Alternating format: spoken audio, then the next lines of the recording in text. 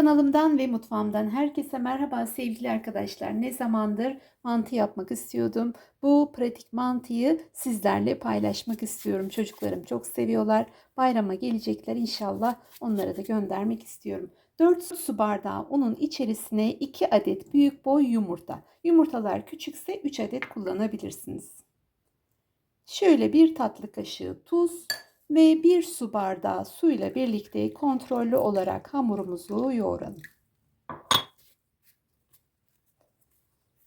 Sert kıvamlı bir hamur elde edelim.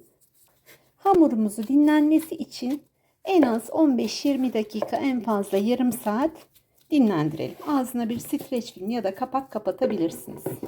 Bu arada iç harcımızı hazırlayalım. Kıymamızın içerisine 1 adet rendelenmiş kuru soğan, tuz, baharat, nane ve karabiber, pul biber ilavesi yapalım. Güzelce iç harcımızı karıştıralım. İç harcımız güzelce karıştı. Onu bir kenara alalım ve dinlenen hamurumuzu açmaya başlayalım.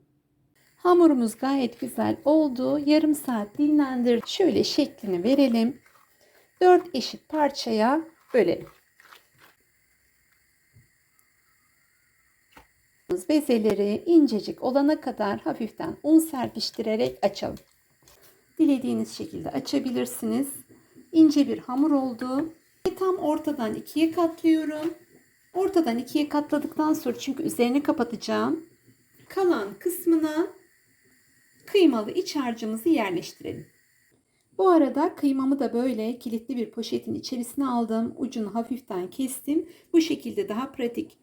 Şöyle dilerseniz bu şekilde minik parçalar halinde elinize de alabilirsiniz. Eşit hizada olmasına dikkat edelim iç harcımızın. Çünkü üstüne katlayıp keseceğiz.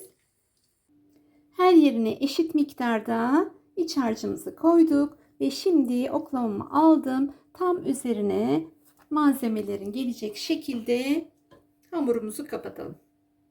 Şöyle hafiften de bastıralım ki keseceğimiz yerler belli olsun. Şu ucunu da yine şöyle birleştiriyorum.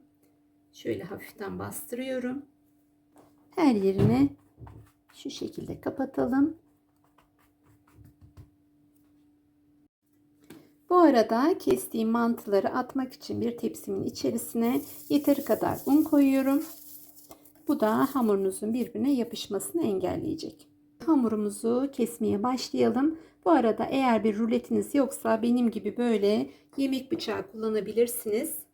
O fazla keskin olmadığı için matınızın kesilmesini engelleyecek. Matınız varsa, altında mat kullanıyorsanız, böyle keskin olmayan bir bıçak ya da rulet kullanabilirsiniz. Önce uzunlamasına, sonra yatay olarak mantımızı eşit miktarda keselim. Mantıları önce uzunlamasına, sonra yanlamasına kestik. Zaten kenarları kapanıyor. Dilerseniz yine şöyle bastırarak kapatabilirsiniz. Gayet güzel oldu. Şöyle kenarlarında eğer artan hamur kırıntıları varsa onları da böyle kelebek şekline getirerekten, anneciğim çok yapardı, onları da böyle kelebek şeklinde mantınızın içerisine karıştırabilirsiniz. Şimdi unlanmış tepsimize mantıları alalım. Mantıları şöyle una güzelce bulayalım. Dilerseniz hemen pişirebilirsiniz. Dilerseniz buzdolabı poşetinde buzluğunuza kaldırabilirsiniz. Akşam iftar için ben 2 kişilik yapmak istiyorum.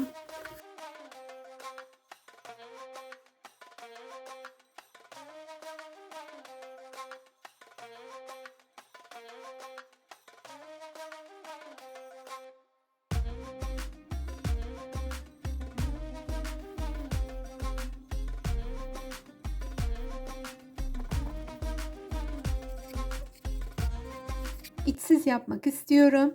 Bunlardan çimdik makarna yapabilirsiniz. Daha sonra tıpkı makarna gibi yoğurtlu yapıp üzerine domates soslu yapabilirsiniz. Bu şekilde kelebek şeklinde biz çimdik makarna deriz. Bazıları cimcik makarna der. Bu şekilde ortadan kelebek şekline getirip makarna yapabilirsiniz. Dilerseniz mantınızın içerisine karıştırabilirsiniz. Dilerseniz benim gibi ayrı bir şekilde makarna elde edebilirsiniz. Gördüğünüz gibi çimdik makarnalarımız oldu. Bunları da yine aynı makarna yapar gibi Kaynayan suyun içerisine yoğurtlu, tereyağlı, cevizli yapabilirsiniz ya da soslu yapabilirsiniz. Böyle güzelce unluyorum. Tamamen kurutuyorum ben bunları. Kuruduktan sonra kesinlikle buzdolabında falan saklamıyorum. Bir havlu peçetenin arasına serip poşetin içerisine ya da bir kavanoza koyarak tıkır tıkır kuruduktan sonra saklıyorum. Tavsiye ederim. En son bezemi de açtım. Üst üste koydum. Bunları hafif kalın bıraktım. Bunları da yine erişte şeklinde keseceğim. Çorbalarda falan kullanabilirsiniz ya da erişte yapabilirsiniz. Bunları da yine aynı şekilde unlayıp bir tepsiye alıyorum.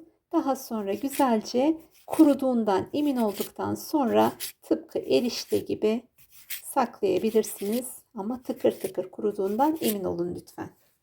Gördüğünüz gibi birazdan mantımı da deneyeceğim.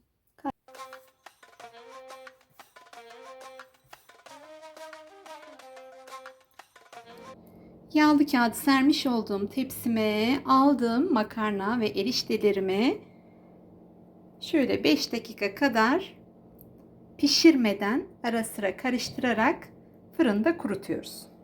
Dilerseniz dışarıda da kurutabilirsiniz ama benim kedim olduğu için evde kuruması zor olacak. O yüzden fırında kurutuyorum. Yine aynı şekilde mantımı da yağlı kağıt sermiş olduğum fırın tepsisine aldım. Onları da diğerleriyle birlikte kurutuyorum.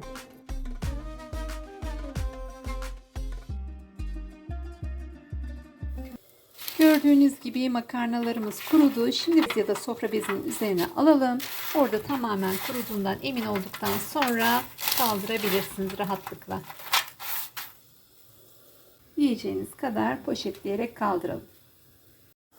Kaynayan suyumuzun içerisine şöyle bir çay kaşığı tuz, çok az da yağ ilavesi yaptığınız zaman mantı ya da makarnalarınız birbirine yapışmaz.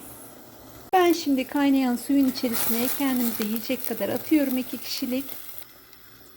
Rengi dönene kadar, içindeki kıymalar, hamur pişene kadar pişirelim. Mantımız artık oldu. Rengi, kokusu belli etti. Bakın hiçbir dağılma yok. Artık yoğurtlama aşamasına geçebiliriz. Şöyle güzelce sarımsaklı yoğurtla, biberli, naneli sosla mantımızı servis edelim. Umarım tariflerimi beğenmişsinizdir. Yeni tariflerde görüşmek üzere. Hoşça kalın, mutlu kalın, sağlıklı kalın. Kanalıma abone olmayı ve sokak canlarını unutmayın. Gözlerin ne güzel. Gel. Al bakalım. Bugün ödül maması. Al bakalım. Oy gel. Gel annem. Oy. Ay şuraya topraklayın gel annem. Heh. Al bakalım. Hani arkadaşın nerede? Al bunu da. Ay. Al oğlum. Güzel gözlüm. Al bunu. Ay şuraya al. Ay. Hadi bakalım. Afiyet olsun sana. Hoşça kal. Bir bak.